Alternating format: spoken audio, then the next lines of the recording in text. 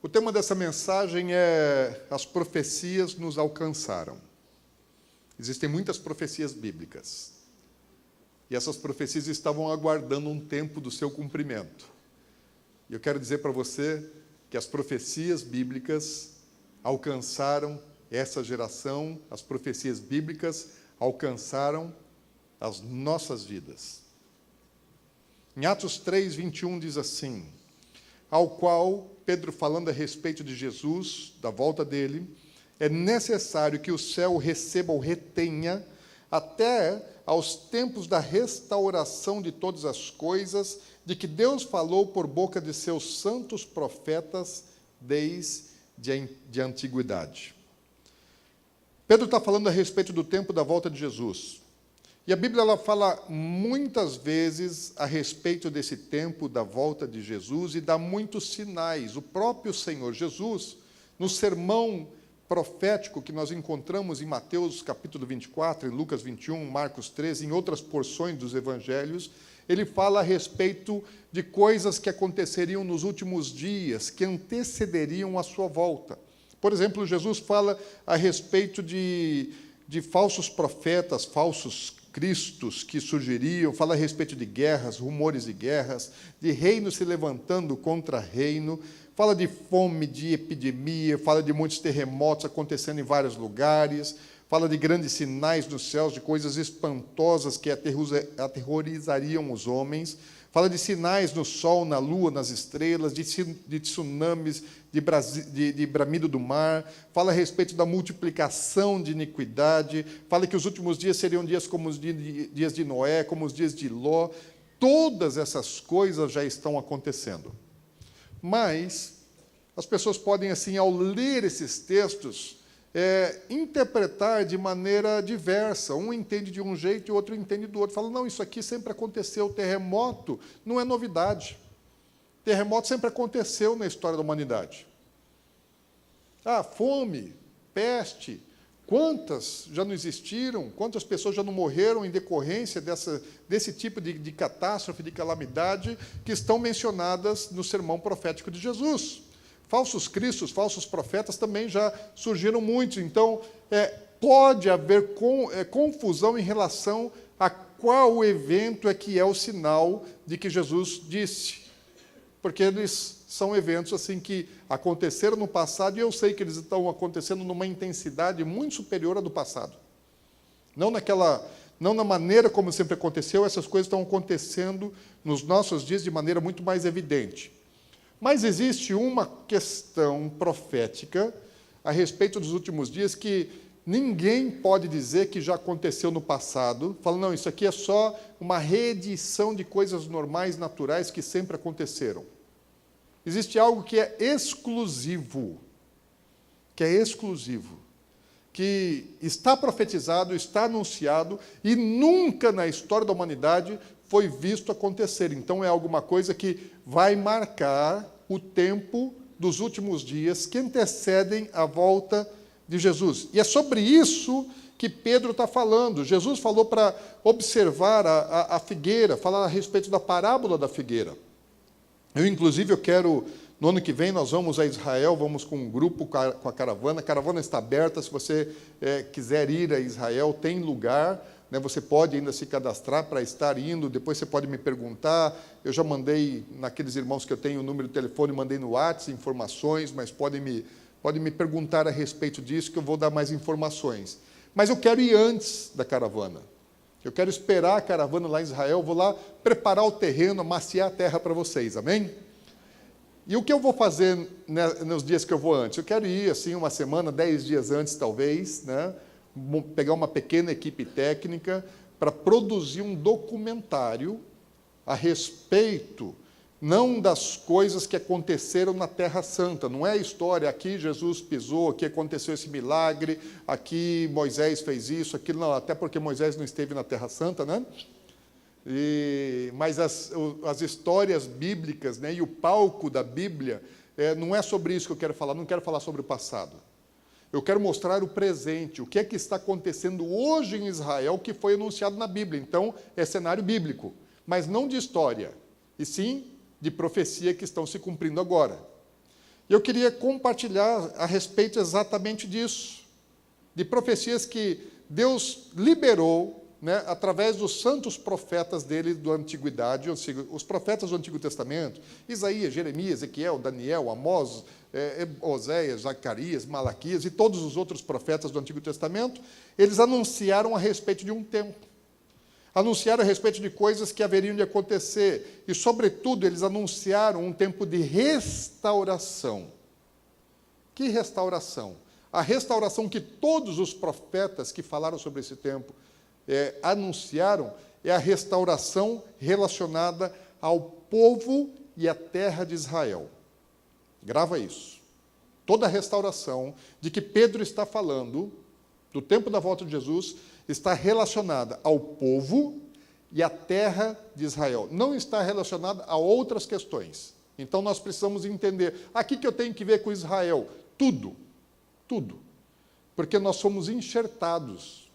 Nós éramos estranhos às promessas e às alianças que Deus tinha com Abraão, e em Cristo Jesus nós fomos participantes, nos tornamos participantes e co-herdeiros, né, das promessas de Deus que foram dadas a Abraão e a sua descendência. Então, nós estamos ali, pegamos uma carona nas promessas de Deus. Então, nós temos tudo a ver com Israel. Não existe igreja sem Israel e não existe cumprimento de profecia sem Israel. Então, nós precisamos entender isso. A Bíblia está falando das coisas que vão acontecer em Israel. Para você entender isso melhor, Deus fez promessas a Abraão, escolheu o seu povo, sua descendência. Depois, quando levanta Moisés, Deus dá instruções, dá mandamentos, dá leis, recomendações para o povo, para a descendência de Abraão que sai lá do Egito. Veja isso nas ministrações de domingo passado e no outro domingo. Gostaria que você entendesse isso, é importante compreender isso. E quando o povo estava para entrar na terra prometida, Moisés os advertiu muitas vezes a respeito da importância da obediência e das consequências, tanto da obediência como da desobediência. Que eles não poderiam adorar outros deuses, poderiam ter apenas um Deus, porque existiam falsos deuses naquelas terras. Os povos ali eram povos idólatras, que não seguiam os princípios e mandamentos da palavra de Deus. Então, o povo de Israel era para ser um povo diferente. Eles tinham que ir ali para ser andorinha no meio dos morcegos. Só que o que aconteceu? Eles chegaram lá e acabaram dormindo de cabeça para baixo. Levíticos, capítulo 26, verso 33, uma das advertências que Moisés diz, fala assim: esparlar-vos-ei por dentre as nações e desembainharei a espada atrás de vós. A vossa terra será assolada e as vossas cidades serão desertas. O que é que Moisés está dizendo nessa profecia? Fala, olha, se vocês desobedecerem e adorarem deuses estranhos, o que vai acontecer com vocês é que vocês vão ser perseguidos, eu vou levantar uma nação que vai destruir vocês vão ser espalhados, exilados pela face da terra. E a terra de vocês, a terra que eu estou dando agora, aquela terra que mana leite e mel, ela vai ser desolada. Vai se tornar deserta. Vai ser destruída. A possessão, a propriedade de vocês vai virar coisa muito ruim, porque quem vai assumir a terra não vai cuidar como vocês cuidam. E por causa da desobediência, da idolatria, o povo acabou sendo punido. Foram advertidos, não obedeceram, não creram na palavra de Deus, sempre acharam, não, Deus é bom e Deus vai nos abençoar, nós sempre vamos vencer os inimigos. Bulufas. Deus havia dito que ia punir e puniu. Então, eles foram para o exílio, ficaram ali 70 anos, imagina, saíram da terra de Canaã, falando hebraico, chega lá, a língua que se fala lá não é hebraico. O que é que eles aprenderam a falar? Aramaico. Então, a língua comum do povo deixa de ser o hebraico, eles ainda têm o hebraico como língua religiosa. Os cultos, a palavra, elas eram feitas, o estudo da palavra feito no hebraico, mas a língua de conversar é a língua da terra onde eles estão habitando. Por isso que quando eles voltam para Israel, Depois do exílio na Babilônia, eles voltam falando aramaico. Quando Jesus vem ao mundo, a língua que se falava ali, né, se falava muitas línguas. Se falava o hebraico nos cultos, nas coisas religiosas, no estudo da palavra, mas a língua que mais se falava era o aramaico, e também se falava o grego, porque era a língua oficial do Império Romano.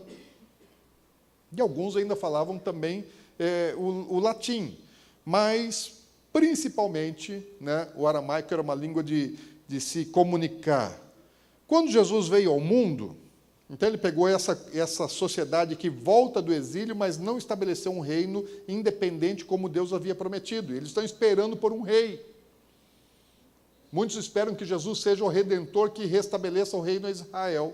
Jesus acaba não sendo isso, o povo rejeita Jesus, ele é crucificado, você conhece toda a história, e 4 décadas depois da crucificação de Jesus, Deus Roma manda o general Tito para Jerusalém, destrói Jerusalém, acaba com o povo judeu, eles incendeiam a cidade, destroem o templo. Jesus anunciou: não ficará pedra sobre pedra, e isso se cumpriu. Cerca de 1 milhão de judeus é executado friamente. Foi assim, um rio de sangue que correu em Jerusalém na invasão do exército romano. Aproximadamente 97 mil judeus sobreviveram e foram deportados de Israel, exilados por todos os cantos do Império Romano. Então, a nação ficou sem o povo judeu. Ainda depois de algum tempo, o imperador Adriano, cerca do ano 135, 136, ele muda o nome da terra de Judeia para Palestina. Por isso que você ouve falar de Palestina, foi o imperador romano que mudou o nome da terra para descaracterizar a existência de um povo de Israel. Assim, não existe mais judeu, não existe pátria para esse povo, eles foram enviados para todos os lugares, a terra de onde eles saíram, que era uma terra produtiva, que manava leite e mel, ela foi desolada. Se tornou em deserto, porque todos os invasores não cuidaram da terra. Ao contrário, a maior parte dos invasores, o que eles faziam quando chegavam numa terra?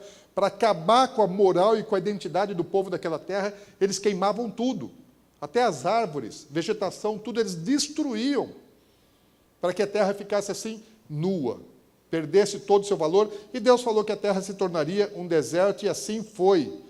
Sem os seus moradores, que foram espalhados para todos os lugares, não havia mais judeus então morando ali, talvez alguns que resistiram, se esconderam e ficaram assim, alguns clãs, mas a nação deixou de existir. Espalhados pelo mundo, eles deixaram de falar o hebraico.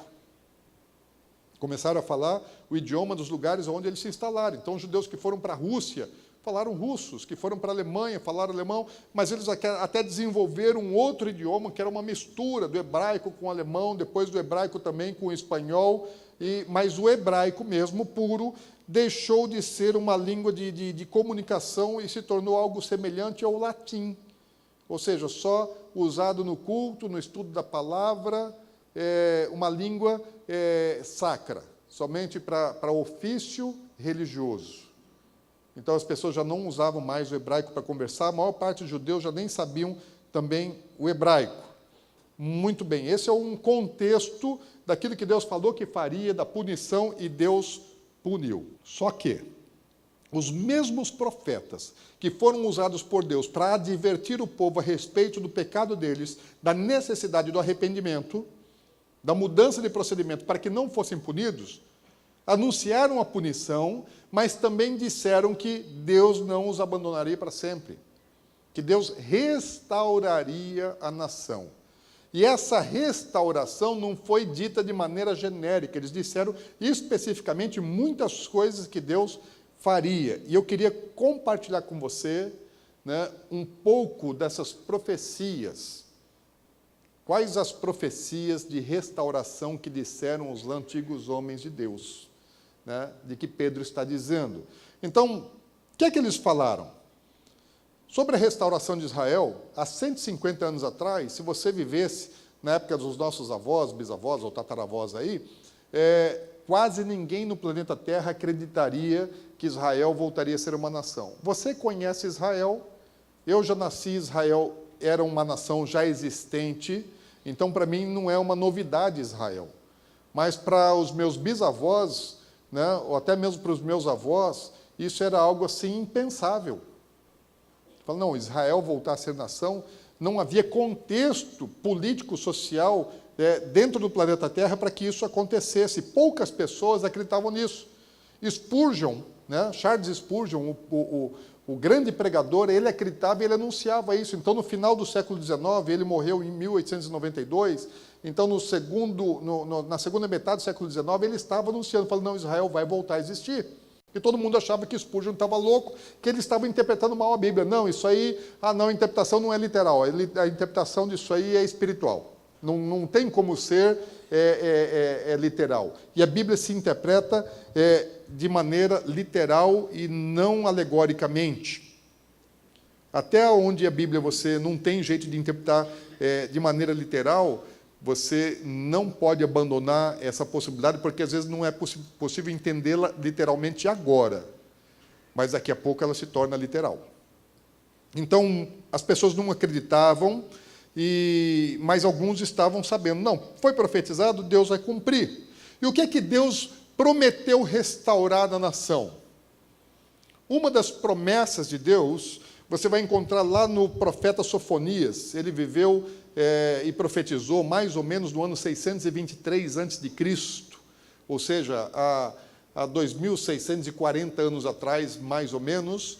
Sofonias, 2.600, né? E 40 anos atrás, aproximadamente, Sofonias, ele disse o seguinte, capítulo 3, versículo 9, nesse tempo, falando a respeito do tempo do fim, dos últimos dias, no tempo da vinda do Messias, nesse tempo darei aos povos, falando aqui de Israel, uma língua pura, para que todos invoquem o seu nome de Jeová, a fim de servirem de um só acordo, de um só coração, numa só motivação. Talvez na sua Bíblia, aí onde eu li língua, talvez na sua Bíblia esteja lábios. Porque a mesma palavra que é traduzida para lábio no Antigo Testamento é também para língua. Quando a Bíblia fala a respeito da confusão das línguas lá na Torre de Babel, é essa palavra que está sendo usada. E ali está falando de idioma. Então, o que Sofonias está dizendo assim, fala, olha, a respeito da restauração de um idioma, porque eles perderiam o seu idioma, mas Deus restauraria uma língua pura. O hebraico é uma língua pura, que não tem palavrão. Uma língua para a adoração que Deus deu ao seu povo, para ser uma língua sagrada para eles adorarem. Então, essas profecias deveriam se cumprir nos últimos tempos. E eles ficaram, desde que saíram de Israel, quando o general Tito destruiu. Então, no segundo século, eles já pararam de falar o hebraico. Então, desde o segundo século, quando eles abandonaram a sua língua na pátria natal, até o início do século passado, eles não falavam hebraico. Ou seja, cerca de 1.800 anos sem falar hebraico. E a língua foi restaurada, porque um doido, né, um maluco, ele resolveu que o povo hebreu tinha que falar hebraico. Isso ainda no século XIX. Né, um homem, um judeu, né, o nome dele é Eleazar Ben Yehuda. Então, o Ben Yehuda é o cara que restaurou a língua, né, natal para que fosse conversada. Vocês imaginem assim, eu sou neto de europeus que vieram da Letônia, fugindo da invasão russa na Letônia. Então, Deus liberou uma palavra profética para que os letos saíssem da Letônia e viessem para o Brasil. Então, meu avô veio nessa condição, minha avó, e aí eu nasci no Brasil por causa dessa palavra profética que foi dada lá para os meus antepassados. Na casa dos meus avós, eles falavam o leto. A minha mãe aprendeu a falar o leto. Eu já não sei falar o leto. Eu não sei nada de leto. Os meus filhos não sabem nada de leto. E eu sou só segunda, terceira geração, nós não sabemos mais nada. Agora, quantas gerações eles ficaram sem falar o hebraico e voltaram a falar hebraico? Nunca houve isso na face da terra, com povo nenhum, com língua nenhuma. Então, no início do século passado, há 100 anos atrás, o hebraico voltou a ser falado. Somente há 100 anos atrás. Quando é que Sofonias profetizou? 2.650 anos atrás. Então, mais de 2.500 anos depois da profecia, ela se cumpre. Tudo aquilo que Deus fala, que é profético, vai se cumprir, amém? Aquele que promete, ele cumpre. Deus zela pela sua palavra para cumprir. Mas Deus não prometeu somente restaurar a língua. Deus prometeu restaurar muito mais. Ele falou que ele ia devolver o povo para a terra, porque ele espalhou o povo, tirou o povo da terra. Falou, e agora eu vou trazer o povo de volta.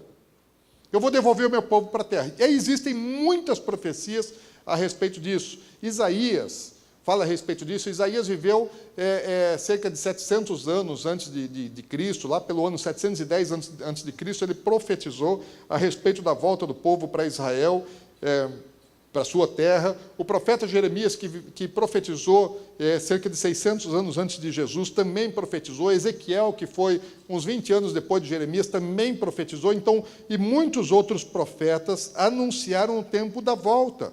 Por exemplo, Jeremias 31:17, ele diz assim, então Jeremias ele fala assim, há esperança para o teu futuro, diz o Senhor, porque os teus filhos voltarão para os seus territórios. Ezequiel, ele disse assim, tornar-vos-ei de entre as nações e vos congregarei de todos os países e vos trarei para a vossa terra.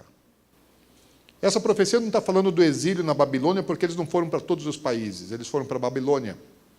Quando eles retornaram, na primeira diáspora, eles estavam voltando da Babilônia, não de todas as nações. E agora eles estão voltando de todas as nações, e a Bíblia vai falar que vieram do norte, do sul, do leste, do oeste, de todos os cantos, de todos os quadrantes da terra, Deus estaria reunindo o povo.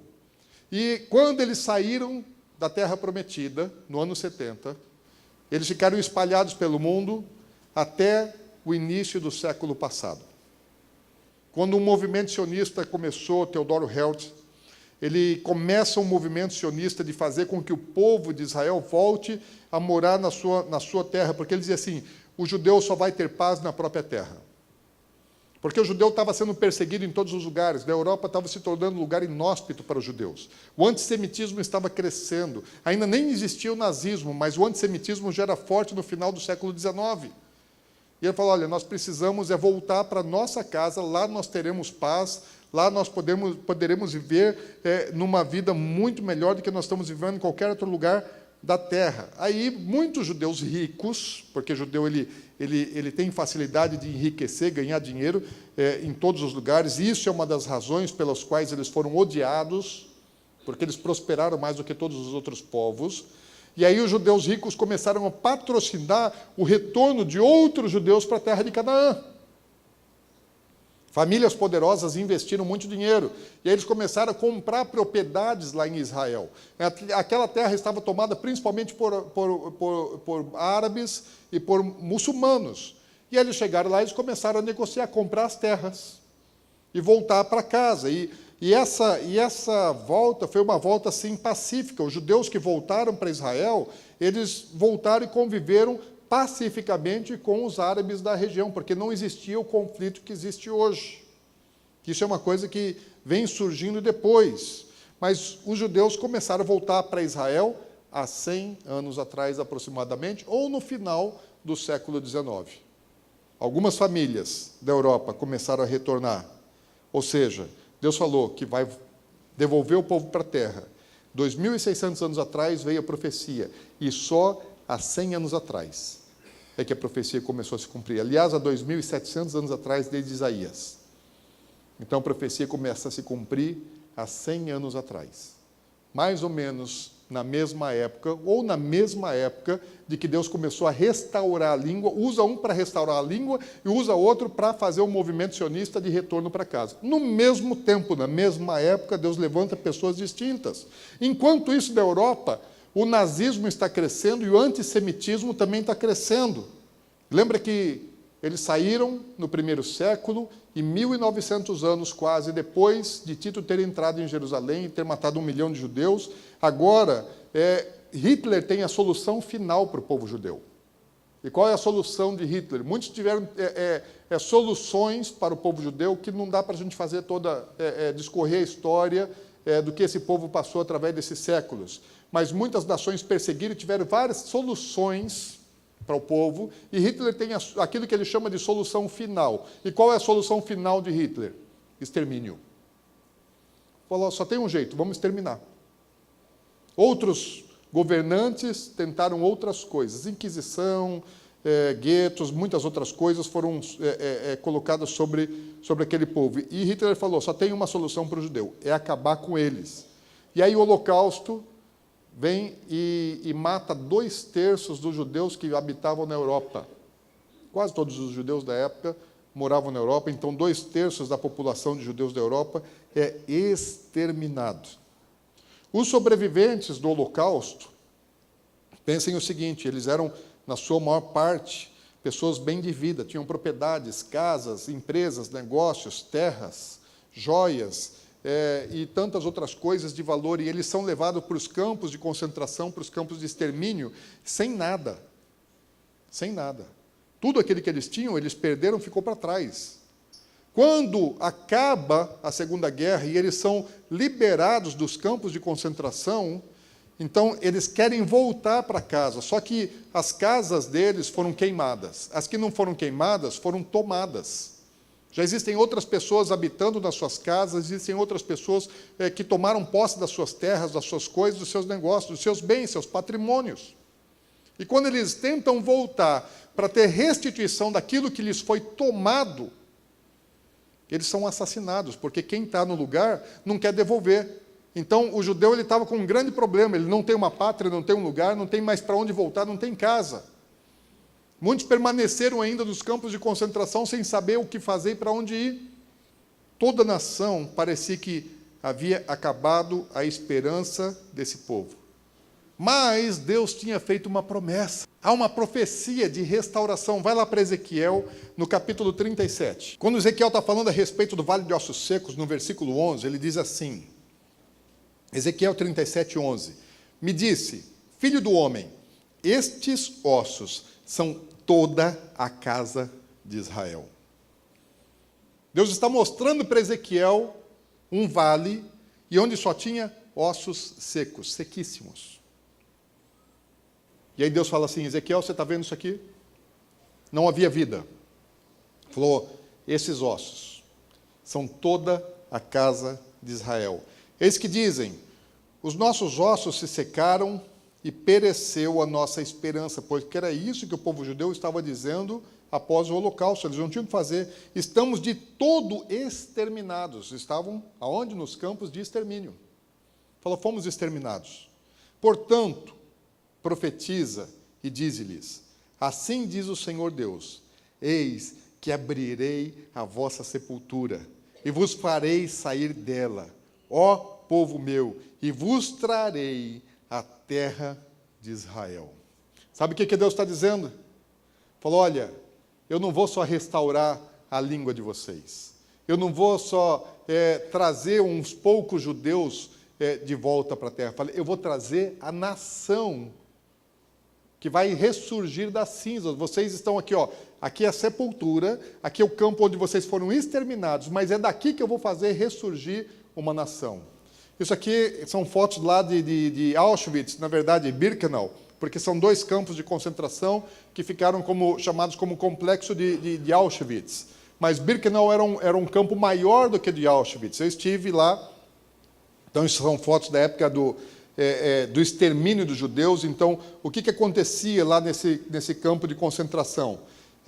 Eles tinham lá as câmaras de gás, os judeus eles chegavam lá de trem, e vocês já viram isso em filmes, e ali tinham as câmaras de gás, eles eram levados para uma câmara onde era colocado um gás químico, eles eram sufocados, morriam, né, pela ação desse gás, e depois os seus corpos eram retirados daquelas câmaras e levados para crematórios. E esses crematórios, então, eles saíam daquele crematório como cinzas, e as cinzas dos judeus eram lançadas no lago de cinzas. Então, hoje você ainda tem parte disso lá nesses campos de concentração. Auschwitz é um campo bem conservado porque ele era de alvenaria. Birkenau era um campo de madeira, então sobrou pouca coisa. Mas ainda existem lá parte dos crematórios, parte das câmaras de gás, e ainda existem lá os lagos de cinza. Se você chega lá, os lagos ainda estão com as cinzas naquele barro. As cinzas estão ali.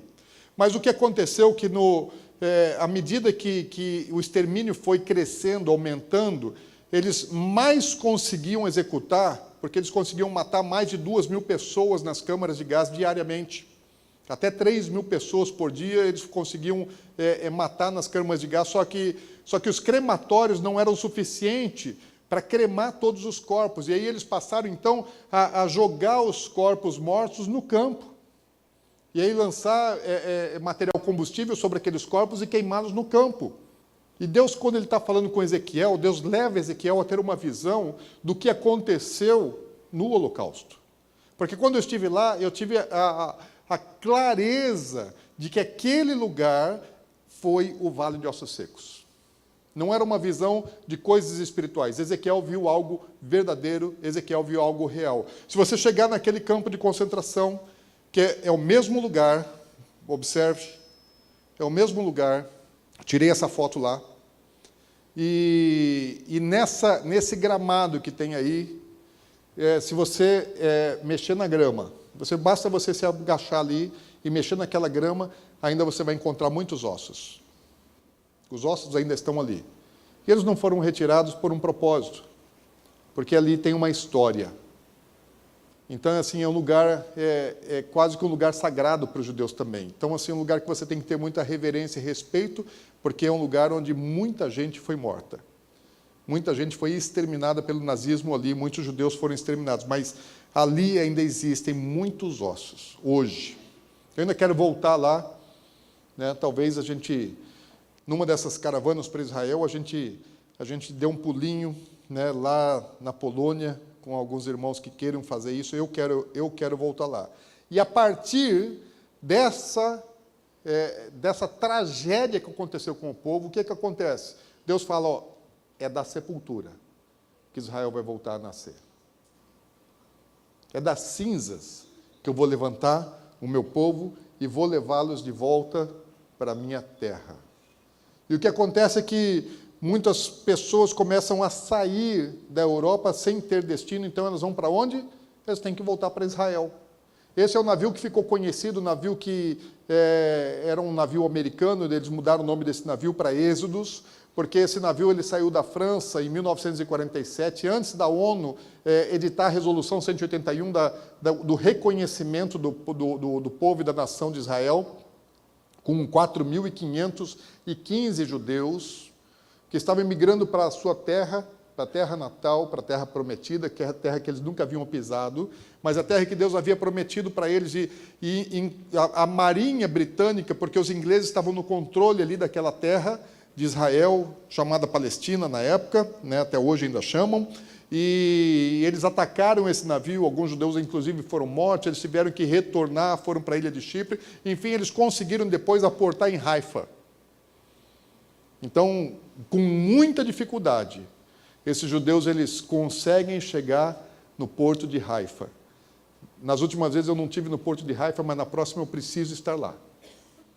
Porque ali aconteceu o cumprimento de profecia. Eles saíram da Europa e estão agora voltando. Depois desse navio, muitos judeus voltaram para Israel. 2.500 anos, mais de 2.500 anos da profecia de Ezequiel, o judeu começa a voltar. Se você estivesse lá 100 anos antes, 200 anos antes, 500 anos antes, 1.000 anos antes, 1.500 anos antes, durante todo esse período, todas essas gerações que se passaram, ninguém teria visto isso. Isso aconteceu há 70, 80 anos atrás. No tempo dos seus avós, que é o que aconteceu. No meu caso, já no tempo dos meus pais, né? Meus pais estavam vivos já nessa época, ainda eram jovens, mas já estavam vivos. Mas Deus não prometeu apenas que eles voltariam, porque eles voltaram e eles não têm uma pátria. Eles só estão voltando porque eles não têm outro lugar. Deus está restaurando, né, o seu povo na sua terra, mas não é uma nação. Não é a nação de Israel. Ali a Palestina está dominada pelos ingleses. E tem mais árabe morando lá e mais muçulmano do que judeu. Então o número deles começa a crescer gradativamente. Mas Isaías, ele profetizou lá em Isaías capítulo 66, versículo 8, que a nação voltaria a existir. Ele disse, pode uma nação nascer num só dia? Isaías viu o dia da criação do Estado de Israel. Porque o Estado de Israel ele foi reconhecido pela ONU em novembro de 1947. Por causa de todos os problemas que estavam acontecendo em relação ao povo judeu, não tinha uma solução, falava, vamos reconhecer que eles têm direito de ter uma pátria. Mas até então era um direito, era um título que foi dado pela ONU, mas ainda não era uma realidade, porque ainda os ingleses estavam controlando a terra. E os ingleses marcaram uma data para sair, dia 15 de maio de 1948, falou, nós vamos sair fora.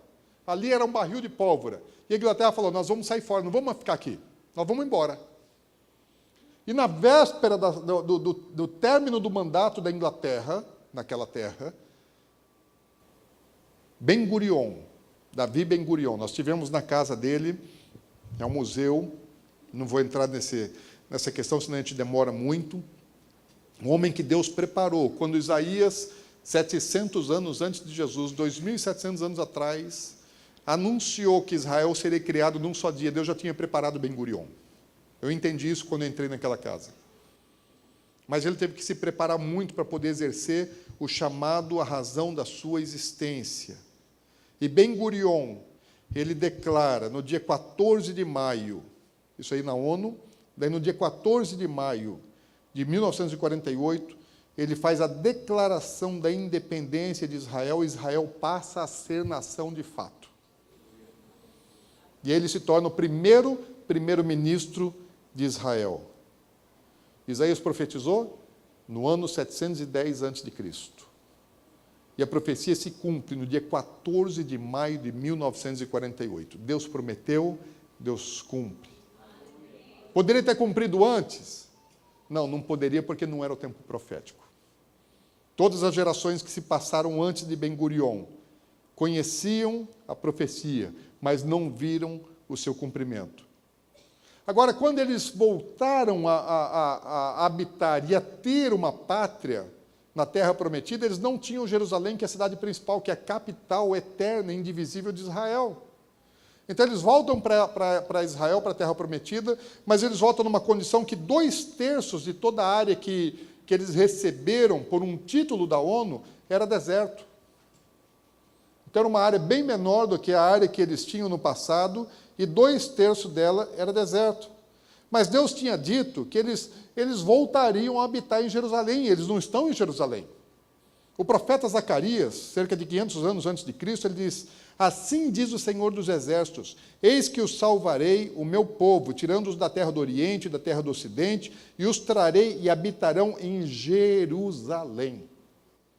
Se Deus prometeu que eles voltariam para Jerusalém, então eles tinham que voltar para Jerusalém, mas eles não estão em Jerusalém. Até que acontece a Guerra dos 6 Dias, Israel é atacado por nações vizinhas, e na Guerra dos 6 Dias, os judeus eles retomam Jerusalém.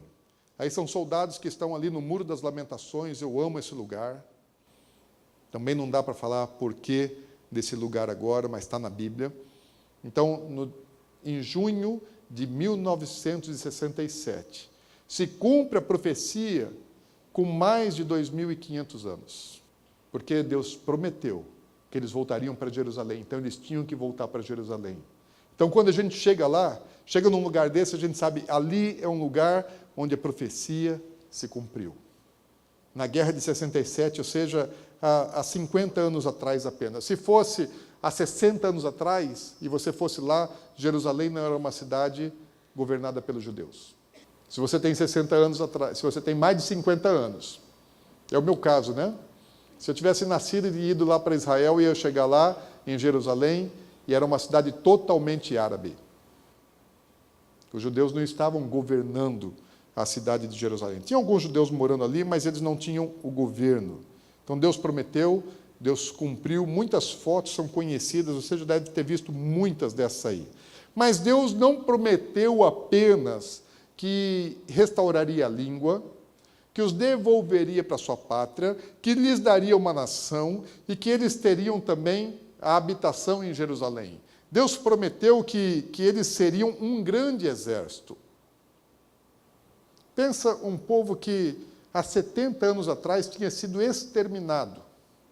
Há 100 anos atrás, há 70 anos atrás, não existia um único soldado judeu em Israel.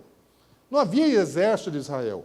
Mas Deus prometeu que eles seriam um grande exército. Durante todos esses séculos, Israel não teve exército.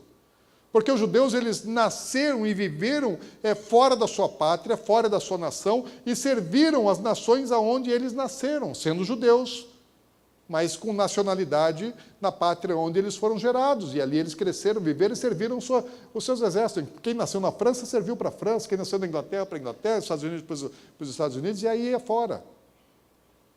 Não havia exército, não havia soldado judeu algumas décadas atrás. Mas Deus prometeu que eles seriam um grande exército. Ainda lá em Ezequiel 37:10, ele fala assim: profetizei como ele me ordenara. E do vale de ossos secos, assim, o Espírito entrou neles, e viveram, e se puseram em pé, um exército sobremodo numeroso. Preste atenção nisso. O que é que estava ali? Um vale de pessoas, ossos secos. Um povo, uma nação que foi exterminada, que foi dizimada ali. Os que morreram ali não eram soldados. O povo que morreu lá em Birkenau, em Auschwitz e nos outros campos de concentração não eram soldados judeus. Eram pessoas comuns, civis, homens, mulheres, crianças que não usavam fardo, uniforme, que não tinham regimento militar e sequer usavam armas. E Deus fala assim: olha, daquilo que foi exterminado, eu vou fazer surgir agora não apenas pessoas, eu vou fazer surgir uma nação, porque aqueles que morreram era um povo que estava espalhado. Eu falei, eu vou fazer sair daí uma nação. E vou fazer sair daí uma grande potência militar. Muitos soldados. Eu vou fazer sair daí um exército. O que ressuscita? O que morre são famílias. O que morre são pessoas, civis, que estavam espalhadas pelo mundo todo, principalmente na Europa. Mas Deus fala, eu vou ressuscitar das cinzas uma nação e um grande exército. Sabe de uma coisa? Todas as vezes que eu vou em Israel, eu sou muito empolgado com o exército de Israel também, né? Porque Deus falou que Ele faria de Israel uma grande nação e um grande exército. A nação de Israel é um exército de homens e mulheres. Todas as mulheres em Israel, elas cumprem serviço militar obrigatório de 2 anos. Elas são treinadas para a guerra. Elas sabem usar uma arma, elas sabem combater, são soldados. Todos os homens servem 3 anos e todas as mulheres servem 2 anos. Eu sei um pouco o que é isso, porque eu não servi, mas a Ana Paula ela foi oficial da aeronáutica durante quase 9 anos. Então eu sei um pouco do que é isso, que é uma mulher servindo é uma coisa diferente. Mas a minha serviu por um tempo, e serviço militar não foi treinada para a guerra. Agora, as mulheres de Israel, elas sabem guerrear. Todas elas são como Débora. Todas as mulheres de Israel são como Débora. E os jovens, os rapazes, todos são guerreiros. Todos sabem a arte da guerra. São treinados. Então é comum você estar em Israel e você ver jovens andando, às vezes, à paisana com metralhadora pendurada, fuzil. Normal. Eles vão para o Muro das Lamentações, como esses soldados estão aí, eles vão lá orar, fardados ou não fardados, portando as suas armas, porque é obrigatório que eles cuidem do seu armamento. E aonde eles vão, a arma tem que ir com eles. Primeira vez que eu vi isso, eu fiquei apavorado, achei que estava tendo uma revolução. Quando eu vi pessoas andando de metralhador na rua, falei, o que está acontecendo? Algum problema está acontecendo aí. Depois eu entendi, não é normal, e hoje eu me sinto super seguro lá. Israel não tem violência urbana, você pode sair de madrugada, andar pela rua, ninguém vai te assaltar, ninguém vai te roubar, ninguém vai te sequestrar, não existe isso. O que existe é um conflito árabe-israelense. Deus não apenas fez um grande exército, mas a nação é um exército. Não existe nenhum país no mundo em que todos os cidadãos sejam guerreiros. O único país do mundo é Israel. Israel é uma nação, Israel é um exército. Os homens, depois de servir 3 anos, eles já têm que prestar serviço militar, se não me engano, até 40 anos de idade. Uma vez por ano, um mês por ano, eles têm que prestar serviço militar. Se eu fosse judeu, a Natália seria uma médica no exército de Israel e eu ficaria muito orgulhoso disso. Eu ia achar isso muito bom, ia ficar feliz da vida, que os meus filhos iam portar, né, a farda de defesa, né, da nação de Israel. Eu ia me orgulhar disso, não ia ter temor nenhum, porque Deus guarda esse exército, que não apenas é um grande exército, mas é um exército vitorioso. Desde que Israel foi recriado, eles nunca perderam uma guerra. Enfrentaram várias guerras. As mais conhecidas é a Guerra da Independência, que aconteceu quando eles voltaram a ser nação, e foi criado o Estado de Israel dia 14 de maio, dia 15 de maio já estava em guerra. Foram atacados por seis nações, né? O Egito, o Iraque, a Jordânia, a Líbia, a Síria, e alguns membros da Liga Árabe atacaram Israel. E sempre foi uma guerra assim, de Davi contra Golias. E sempre Davi venceu Golias e continua acontecendo isso. A Guerra dos 6 Dias, de novo, eles foram atacados por mais 4 nações vizinhas, também apoiadas pela Liga Árabe. Os sírios, o Egito, a Jordânia e o Iraque atacaram Israel e, mais uma vez, na guerra de Davi contra Golias, eles venceram a guerra. Isso é um cumprimento de profecia, porque Ezequiel, falando do exército de Israel, Ezequiel 12:6, fala naquele dia, que dia? O tempo da volta de Jesus. O tempo da chegada do Messias, fala, porei os chefes de Judá como um braseiro ardente debaixo da lenha e como uma tocha entre a palha. Eles devorarão à direita e à esquerda todos os povos em redor. Quem é que sempre atacou Israel? Seus vizinhos. Israel sempre devorou, venceu. Cada vez que Israel é atacado, Israel acaba avançando no seu território. Porque quando os judeus estavam em Israel, antes da criação do Estado de Israel, eles ocupavam, tinham ali algumas famílias, né, alguns clãs nessa área, no primeiro mapa aí, essa área amarela, é onde existiam alguns judeus. Aí, quando a nação é criada, a ONU estabelece os limites territoriais de Israel, do povo de Israel, e dá essa parte toda em amarelo. Só que você veja que a maior parte que foi dado, inclusive onde está o nome Israel, é tudo deserto. 2/3 da terra que a ONU falou, olha, isso aqui é terra para vocês. A ONU falou, vocês podem ir lá morar no deserto. Vocês não têm onde morar mesmo? Vai para o deserto. E eles aceitaram, falaram, nós vamos para o deserto, não tem problema não, porque Deus falou coisas a respeito do deserto, então é para lá que nós vamos. Já vivemos 40 anos no deserto, não tem problema, a gente está entendendo, a gente já está acostumado com o deserto. Deus tem um negócio de deserto com a gente, nós vamos. E eles aceitaram, só que quando eles foram atacados em 67, o que acontece? Eles vão devorando seus inimigos ao redor. Quanto mais atacados eles são, mais eles devoram. Por quê? Porque a profecia dada, a profecia cumprida. 500 anos antes de Jesus nascer, o profeta disse que isso aconteceria. E isso sempre aconteceu. Então, em 67, eles expandiram as suas fronteiras e tomaram Jerusalém. E aí, há 8 anos atrás, 7 anos atrás, estava a configuração desse mapa aí. O que está acontecendo aí? Aquilo que foi profetizado. Sabe uma coisa? Deus não disse apenas que eles teriam a língua restaurada, que eles voltariam para a sua terra, que eles teriam uma nação, que eles teriam Jerusalém, que eles seriam um grande exército, mas Deus falou que eles restaurariam as antigas cidades. Quando a ONU determina o que está aqui no segundo mapa, como o limite territorial de Israel, ela está dizendo assim, vocês podem ficar aqui, mas a parte vermelha, onde existiam muitas cidades, as tribos de Israel estavam nesse lugar, isso não pertence mais a vocês. A ONU está dizendo o seguinte, olha, as profecias bíblicas são profecias bíblicas, nós fazemos diferente do que a Bíblia diz. Nós não reconhecemos a Bíblia. É isso que a ONU disse. Mas eles aceitaram, falaram, tá bom, é isso que vocês vão nos dar, nós aceitamos, nós queremos.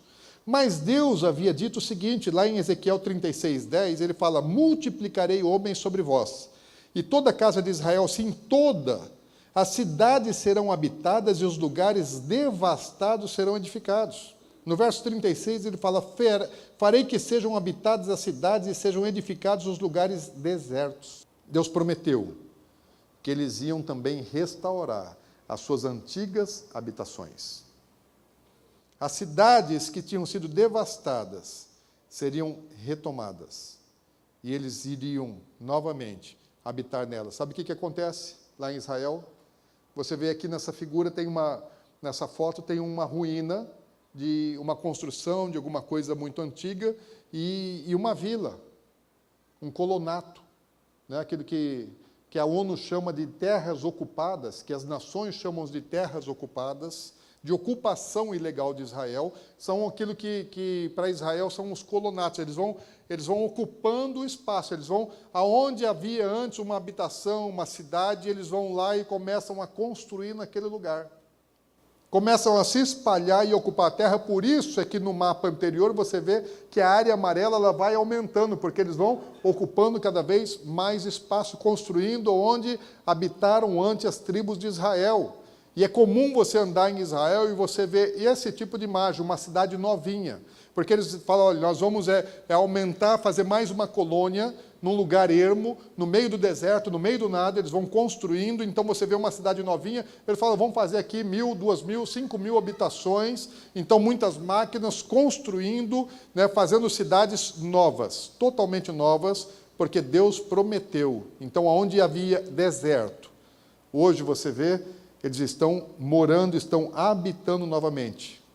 Sabe o que a ONU faz quando ela edita? Existem muitas resoluções da ONU contra esses colonatos, dizendo que Israel não poderia fazer isso. Ela está trabalhando no espírito do anticristo, né, contra o cumprimento das profecias bíblicas. Fala assim, o que a Bíblia diz não nos interessa. Nós somos contra o que Deus falou que faria em Israel.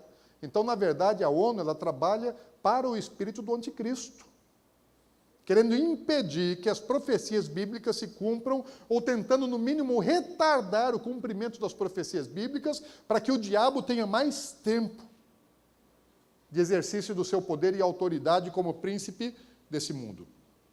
Porque ele sabe assim, que à medida que as coisas vão avançando, que as profecias vão se cumprindo, o tempo da regência do império das trevas nesse mundo vai encurtando, vai acabando, ele já está derrotado.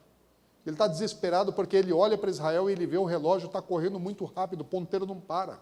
E ele tenta paralisar isso de todo jeito, porque Israel é o relógio de Deus, é o ponteiro. Então, enquanto Israel estiver avançando, o relógio de Deus está avançando, as profecias estão se cumprindo, o tempo de Satanás está se encurtando. É isso que está acontecendo no mundo espiritual.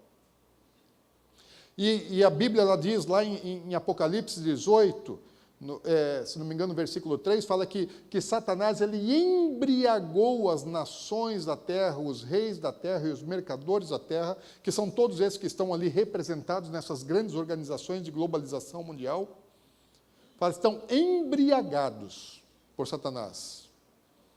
Estão vivendo debaixo estão entorpecidos por uma mentalidade que não procede de Deus, mas procede das trevas. E assim agem os governantes mundiais. Mas Deus prometeu que eles voltariam a habitar, e Deus promete mais coisas, tem mais coisas que Deus fala vai restaurar. Deus fala assim, olha, em Ezequiel 36, 11, ele fala, multiplicarei homens e animais sobre vós, eles se multiplicarão e serão fecundos, falo-os-eis habitar-vos, como dantes, e vos trarei melhor do que outrora, e sabereis que eu sou o Senhor. Eles tinham sido dizimados. Passaram a ser, como Moisés havia dito, assim, um povo pequeno, de um povo que era como a areia do mar. Eles deixaram de ser uma grande nação, um grande povo, e se tornaram um povo diminuto. Tanto isso quando Roma invadiu, que sobraram 97 mil judeus, como depois quando o Holocausto veio e matou 6 milhões de judeus. Um povo numeroso. Diminuiu bastante. Mas Deus falou, olha, eu vou fazer eles se multiplicarem, e eles vão ser fecundos, e eles vão encher a terra prometida de novo. Há 100 anos atrás, havia em Israel cerca de 20 mil judeus. Com o crescimento do antissemitismo, a guerra estava se aproximando, aproximadamente 200 mil judeus, por causa do movimento sionista que começou há um pouco mais de 100 anos atrás, eles se deslocaram, mudaram, emigraram para Israel. Então, um povo que era 20 e poucos mil judeus, eles passaram de 200 mil judeus, e isso no começo, na primeira metade do século passado. Aí, quando o Estado de Israel ele é criado formalmente, mais de 500 mil judeus se mudam para Israel. E aí, nesses 70 anos, a nação de Israel decuplicou em número de judeus.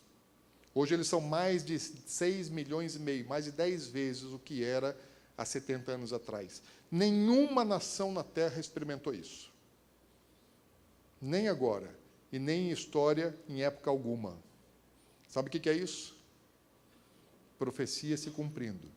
Deus falou que faria, e Deus está cumprindo. E os judeus continuam voltando para Israel de todos os cantos do mundo. Existem muitos textos, muitos profetas anunciaram isso, falando de onde iriam judeus retornando para Israel. O número de judeus brasileiros que estão voltando para Israel não para de crescer a cada ano. Existe uma cidade ali perto de Tel Aviv que a língua que mais se fala lá é português. Porque tem muito judeu brasileiro que voltou para Israel. Então, uma profecia se cumpriu 2.600 anos depois e está se cumprindo nesses dias. Cada ano que você vai em Israel, tem mais judeu de todos os cantos do mundo, habitando, voltando para aquela terra. Profecia se cumprindo hoje. Mas se você fosse há 100 anos atrás, você não ia ver isso. Isso não existia. Só no tempo profético da restauração de todas as coisas que isso poderia acontecer. Mas Deus não disse apenas isso, porque Ele falou que a terra seria devastada, não é isso? Que a terra se tornaria um deserto, e realmente Israel se tornou um deserto.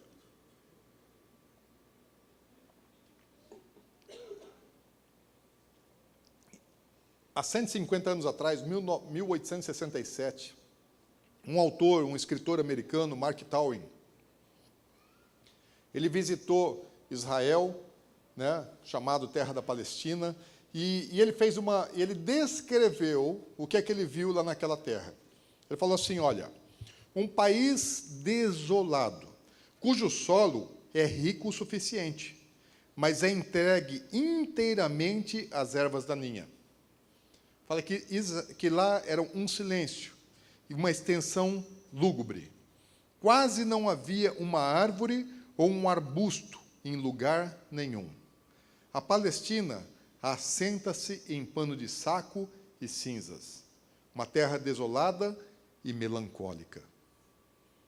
Uma descrição de 150 anos atrás.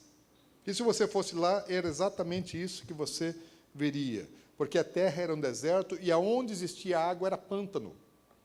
Então, o que havia nos lugares onde você encontrava água, você tinha muita malária, muito mosquito e muita malária. Os judeus eles acabaram rapidamente com a malária, com o tratamento que eles fizeram em relação aos canais, às águas, o tratamento que eles deram nessas regiões, eles acabaram muito rápido com os mosquitos da região. Coisa que o Brasil devia aprender e as outras nações também. Mas a Bíblia fala que ali era uma terra ressecada, porque Deus falou que ela se tornaria assim, todos os invasores iam destruir. Mas Deus prometeu que ia restaurar. Então, esse autor americano, há 150 anos atrás, ele relata aquilo que realmente havia acontecido, e há muitos séculos a terra permaneceu daquele jeito. Desde que Tito invadiu Israel, ou seja, cerca de 1.900 anos, 1.800 anos, pelo menos, a terra ficou desertificada. Uma terra que as pessoas diziam que não era uma terra própria para a produção de coisa alguma. De baixíssimo valor comercial, uma das terras mais pobres de todo o mundo. Mas Deus havia dito pelo profeta Isaías e muitos outros. Mas Isaías 35, 1 e 2, ele fala, o deserto e a terra ressecada se regozijarão, o ermo exultará e florescerá como a tulipa e romperá em flores, mostrará grande regozijo e cantará de alegria. Isso aqui é em Israel. Você já imaginou tantas cores de tulipas? Você pode dizer, não, isso aí é uma coisa normal, uma coisa natural e tal. Não, não é nada de natural. Isso é profecia. Isso é profecia. Deus falou que a terra ia regozijar, que ela ia florescer. E hoje a terra é assim, Israel hoje ele exporta flores, exporta tulipa, porque a Bíblia fala que ia se regozijar como tulipa. E ainda disse assim, em Ezequiel 36:8, ele fala, mas vós, os montes de Israel, vós produzireis os vossos ramos e darei o vosso fruto para o meu povo de Israel, o que está prestes a vir. Deus deu para Israel uma terra árida. E eles pegaram aquela terra árida. E Deus falou assim, olha, é no deserto, é na terra árida que vocês vão produzir aquilo que vocês vão comer. E na região de Aravá, que é uma região que está ao sul do deserto do Neguev. Então, uma região totalmente seca, um deserto onde a chuva lá é 25 milímetros por ano.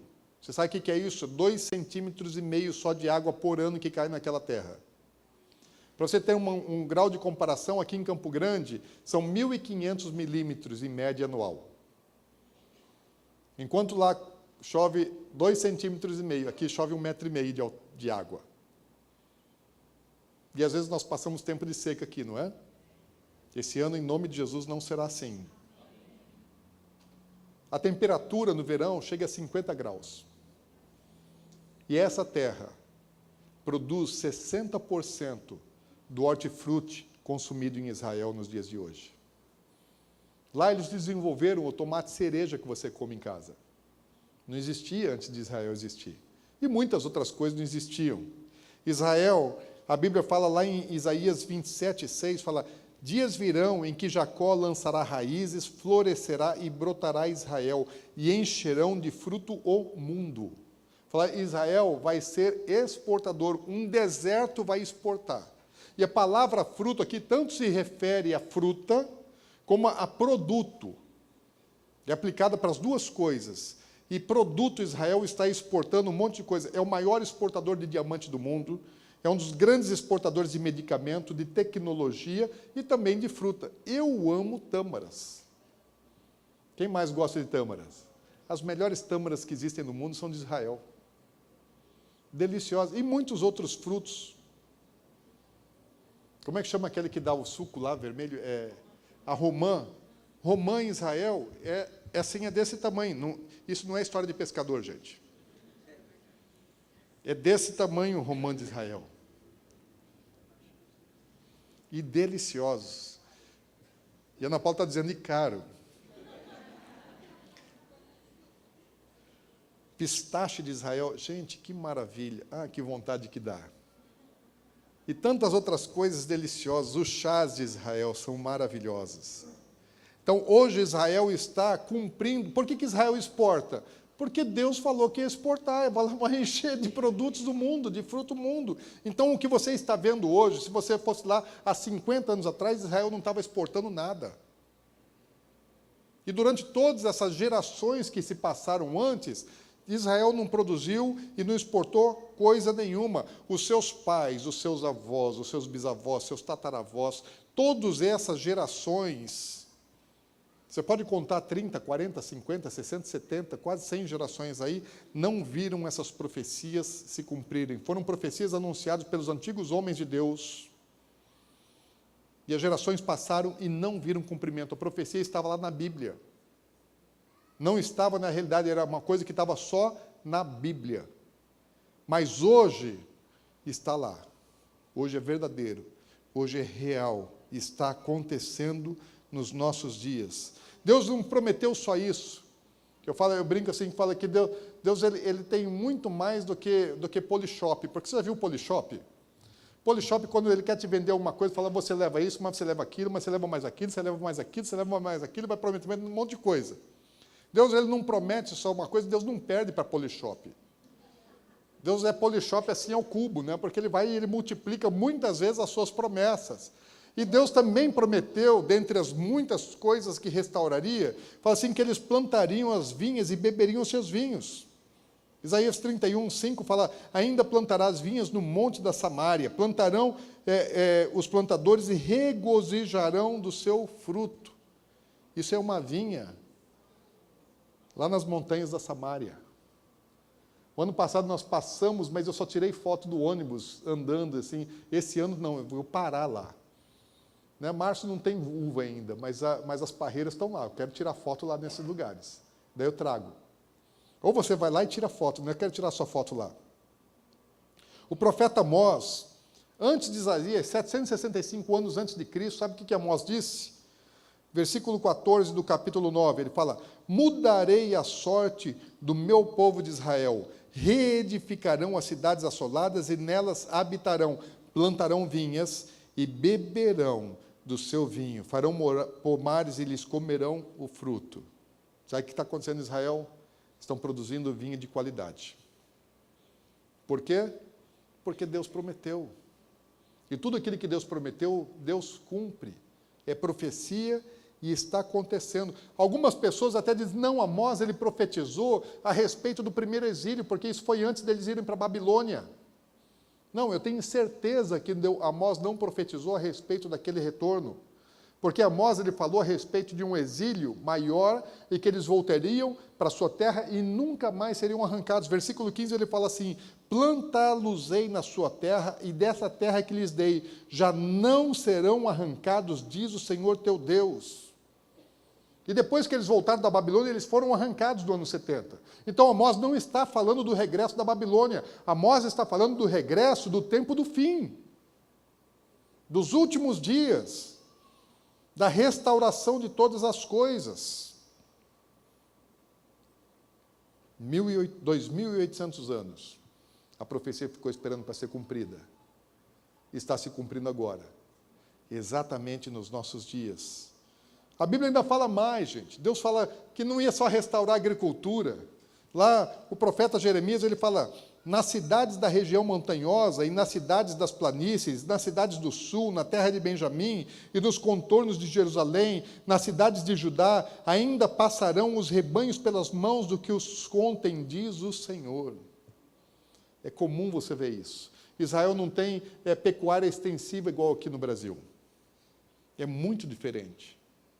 Mas quando você vê assim rebanhos, pastores de ovelhas, de cabras, assim, nos arredores da cidade. E é interessante, parece que todas as vezes, quando eu estou chegando em Jerusalém, tem uma das estradas de entrada para Jerusalém, parece que sempre que passa naquele lugar, parece que sempre à minha esquerda, parece que tem pastores com seus rebanhos como esse aqui, à beira da estrada, nos arredores de Jerusalém.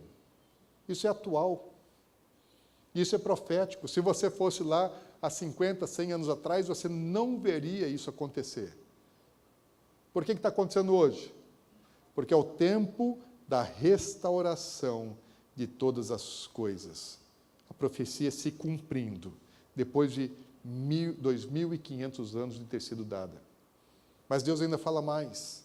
Fala assim, olha que Zacarias, 500 anos antes de Cristo, ele fala, assim diz o Senhor dos Exércitos, ainda nas praças de Jerusalém, sentar-se-ão velhos e velhas, levando cada um a sua bengala, por causa da sua muita idade. As praças da cidade se encherão de meninos e meninas que nelas brincarão. Falei, na próxima ida, eu quero gastar mais tempo nas praças. Eu quero ficar nas praças. O que tem de histórico nas praças? Não tem nada de histórico. Mas tem muito de profético.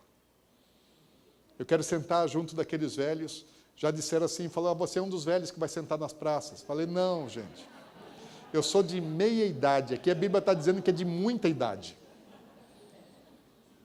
Mas eu quero sentar lá com os idosos, tirar foto com eles, ou ver as crianças brincando nas praças em Israel, em Jerusalém, nas cidades de Israel.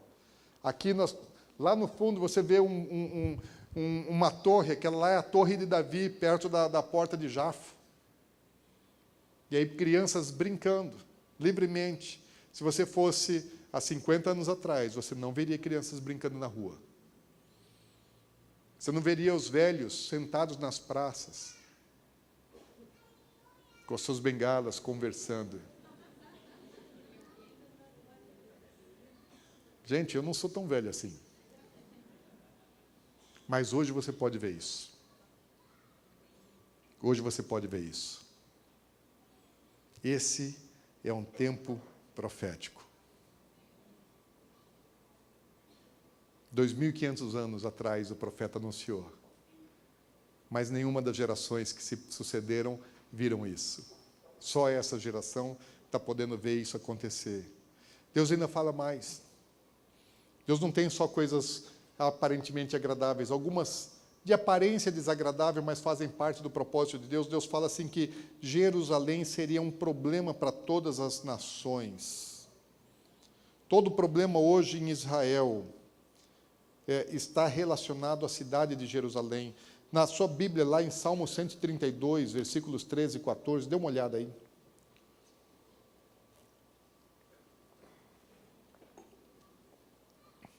Quem tem paciência aí para mais 10 minutinhos, pelo menos? Não, porque a Ana Paula está me mostrando no relógio dizendo que acabou meu tempo. Vocês podem aguentar mais um pouquinho só? É que a Ana Paula já está me cortando o tempo aqui. Falou, para que já deu, você já se prolongou. Viu só, Ana Paula? Tem gente que ainda quer ouvir. Já vou terminar, amém? Não vou demorar não, é rápido então. Deixa eu acelerar esse finalzinho aqui. Salmo 132, versículos 13 e 14 diz assim: pois o Senhor escolheu a Sião, preferiu-a por sua morada.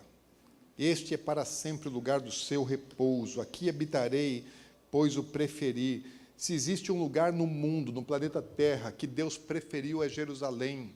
Eu já tive lugares preferidos, falei, eu já preferi Florianópolis, eu já preferi Miami. Muita gente prefere Paris, outros preferem Nova York. Deus prefere Jerusalém. Então, quando o nosso coração está alinhado com o coração de Deus, nós acabamos gostando das coisas que Deus gosta e não gostando das coisas que Deus não gosta. Amamos as coisas de Deus e rejeitamos as que não são de Deus. Amém? Deus prefere Jerusalém. Hoje o meu coração prefere Jerusalém. Eu entendi o coração de Deus e hoje eu sinto como Deus sente. Eu amo aquele lugar, eu quero aquele lugar, eu desejo aquele lugar. E por que Deus prefere Jerusalém? Jerusalém é um problema para o mundo, porque quem é que está no governo espiritual? Quem é o príncipe desse mundo? Jesus disse, é Satanás. E Satanás está no governo das nações da terra. Na mídia, na política, na economia, na cultura. E aí, Israel é o lugar amado por Deus, portanto, é odiado pelo diabo. Nunca uma cidade foi tanto conquistada, reconquistada, motivo de conflito, de guerra, como foi Jerusalém, como tem sido Jerusalém. Hoje, em Jerusalém, existem 2 mesquitas na esplanada do templo. O louvor pode vir para cá. Na esplanada do templo existem 2 mesquitas. Que o mundo islâmico diz o seguinte, que Jerusalém é a linha vermelha para eles. Que se houver um problema em Jerusalém, todo o mundo islâmico vai se mover por causa de Jerusalém. E a ONU quer que os judeus saiam de Jerusalém, quer entregar Jerusalém para os palestinos. Eles estão dizendo assim, olha, os judeus que ali estão, isso aí é o Muro das Lamentações num dia de festa. Fala assim, judeus, vocês não têm direito de ficar aí, vocês têm que sair e ceder esse lugar para os palestinos. Nunca que eles vão sair, nunca que eles vão ceder. Mas Jerusalém se tornou um problema sem solução para as nações da terra. A solução que eles vão ter para Jerusalém vai ser uma guerra. Isso vai acontecer. E muito em breve. Não sei quanto tempo. Mas tudo está sendo preparado para que isso aconteça.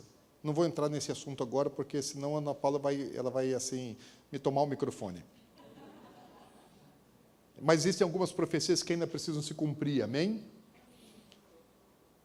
Uma delas é que o templo vai ser reedificado em Jerusalém.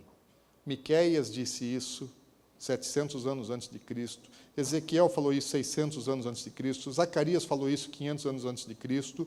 O templo será reconstruído. E sabe de uma coisa? O Instituto do Templo já tem tudo preparado para a reconstrução do templo em Jerusalém. Dinheiro tem de sobra. É só resolver o problema de tirar aquela mesquita dali para poder reconstruir o templo. Então o problema é pequeno. Em 67, os judeus eles tomaram posse dessa área, da esplanada do templo. E por que que eles devolveram a esplanada do templo para o controle do mundo islâmico? Eles estavam lá. E por que que eles devolveram? Eles ganharam na guerra. E por que que eles, no acordo de paz, eles devolveram? Não é por fragilidade. Eles devolveram porque não era o momento profético. Porque existe um tempo para a restauração de todas as coisas de que anunciaram os antigos profetas de Deus. Existe um tempo para a reconstrução do terceiro templo. E não era o momento. Porque se eles ficassem ali, eles iam destruir aquela mesquita e eles iam construir o templo lá. Mas ainda não era o tempo profético. Ainda as nações vão se levantar contra Israel. Muitos judeus acreditam que quem vai reconstruir o templo é o Messias. Só que eu tenho certeza que não é o Messias, não é Jesus que vai reconstruir o templo, porque a Bíblia fala que antes que Jesus volte ao mundo, o iníquo, o anticristo vai se manifestar e ele vai se assentar no templo. Então, antes de Jesus estar no mundo, o templo já será construído, reconstruído. E o judeu vai acreditar que o anticristo é o verdadeiro Messias. Mas depois eles vão se arrepender e eles vão crer em Jesus, porque a Bíblia fala que eles vão ver aqueles a quem eles traspassaram e vão se arrepender. Em todas as casas de Israel haverá pranto por causa da rejeição. A Bíblia fala que as 12 nações vão se reunir, elas vão ser congregadas. Por que dizer tudo isso? Entenda uma coisa. Qual é a sua relação com Israel? Você pode achar que nenhuma. Eu não sou judeu, eu sou gentio. Pelo menos eu acho que eu não sou judeu. Eu acho que eu sou de coração. Eu acho que eu tenho um coração judeu. Mas o meu sangue é gentio. Por que um coração judeu? Porque eu entendi a Bíblia. Eu amo a Bíblia. Eu amo o meu Jesus. Eu amo o meu Senhor. Eu amo a palavra profética, eu creio nela. Então, quando eu leio a Bíblia, não tem jeito de eu excluir Israel da minha vida. Não tem jeito de eu deixar de orar por Israel. Não tem jeito de eu ignorar as coisas que Deus falou a respeito de Israel. Porque Deus não prometeu nada para o Brasil, Deus prometeu para Israel. E eu preciso me alinhar com aquilo que Deus falou. As profecias vão se cumprir lá e não aqui. Mas há uma profecia importante. Eu sou igreja. Eu não sou Israel, eu sou igreja. Eu sou igreja. E Jesus ele vai voltar e ele vai governar o mundo por 1000 anos e ele vai governar a partir de Jerusalém. Quando ele voltar, ele voltará e na sua coxa vai estar escrito Rei dos Reis e Senhor dos Senhores. E ele fala que ele vai voltar com todos os exércitos dos céus. Zacarias, quando ele relata o mesmo evento, no capítulo 14 do profeta Zacarias, fala que ele voltará com todos os santos. Antes de Jesus voltar para governar em Israel, a igreja precisa subir. A igreja precisa primeiramente ser arrebatada. Então Jesus vai voltar. Os judeus estão esperando. É o que Pedro falou. É necessário que ele seja retido nos céus até o tempo da restauração de todas as coisas de que anunciaram os profetas de Deus na antiguidade. E a restauração de todas as coisas anunciadas pelos profetas de Deus já estão acontecendo nos nossos dias. Então é necessário que Jesus ficasse retido nos céus até esse tempo. Depois disso ele é liberado dos céus para poder voltar e estabelecer o seu governo na terra. Mas antes disso, a igreja precisa ser tirada. Porque Jesus mesmo disse lá em Lucas 21, versículo 24, falou, cairão a fio da espada e serão levados cativos para todas as nações, falando de Israel. Antes de 30 anos, 40 anos antes de Tito invadir Israel, fala, até serão dizimados, levados para todas as nações, até até que os tempos dos gentios se complete, Jerusalém será pisada por eles. O lugar mais importante de Jerusalém está na mão dos gentios, dos muçulmanos. Fala, mas Jerusalém vai ser pisada pelos gentios por um tempo. Quando completar o tempo dos gentios, Israel volta a ser o centro do mundo como governo.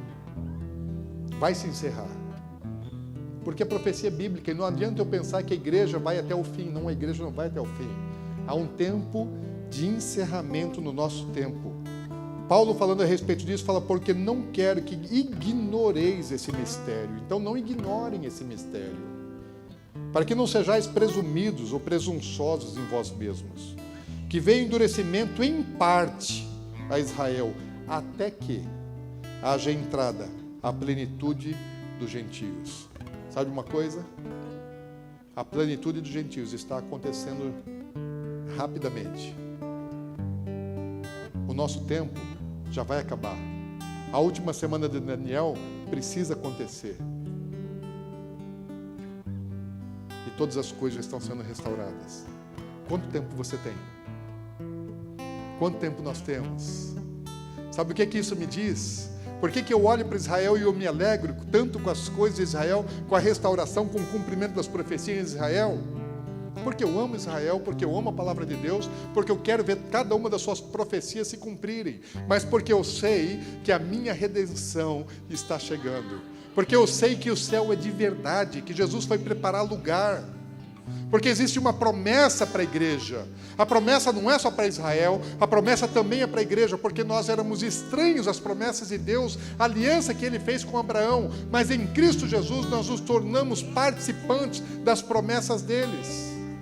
Nós somos enxertados na oliveira boa. Nós fazemos parte desse propósito. E a igreja precisa ser arrebatada antes de Jesus voltar. Então eu muito me alegro, porque Jesus está chegando, porque Jesus está voltando, e porque o povo de Israel também está se preparando para isso. Então eles estão se preparando para o Messias. O Messias vai demorar mais para eles do que para a gente.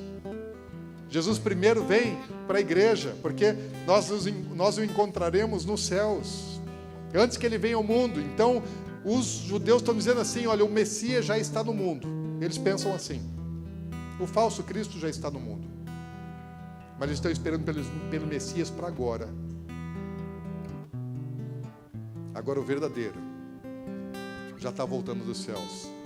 Os céus já não vão mais poder retê-lo por muito tempo, porque as profecias estão se cumprindo e todas as coisas estão se restaurando. Eu queria que você ficasse em pé. Isso não é motivo de preocupação, de temor, de medo. Isso é motivo de alegria, de regozijo. Sabe por que eu quero ir em Israel? Todas as vezes que eu puder ir a Israel. Porque quanto mais eu vou lá, mais eu vejo as profecias se cumprindo, mais eu me alegro com a minha redenção, mais eu vejo que a palavra de Deus, ela é fiel. Aquilo que Deus disse, Ele está fazendo e vai fazer. Vai chegar um momento que eu não vou mais poder ir, porque vai haver uma guerra. E aí não vai mais ter caravana para Israel, vai ficar inseguro ir para lá. Porque também, infelizmente, é necessário que a guerra aconteça, porque está profetizado, as nações se levantarão contra Israel. E todos aqueles que se levantarem contra Israel vão se machucar duramente, está na palavra de Deus. Mas nesse tempo não é mais tempo de ir. Então é tempo de ir, enquanto não vem guerra, porque virá guerra. Quanto tempo nós temos? Eu não sei, mas eu preciso desfrutar de tudo que Deus tem para agora. É a 1/10 hora, é a última colheita, é o tempo de se preparar. Se existe alguma coisa na sua vida que ainda não está em ordem, é tempo de você agora se alegrar com a volta de Jesus. E é tempo de você fazer um concerto. Sabe o que Jesus disse?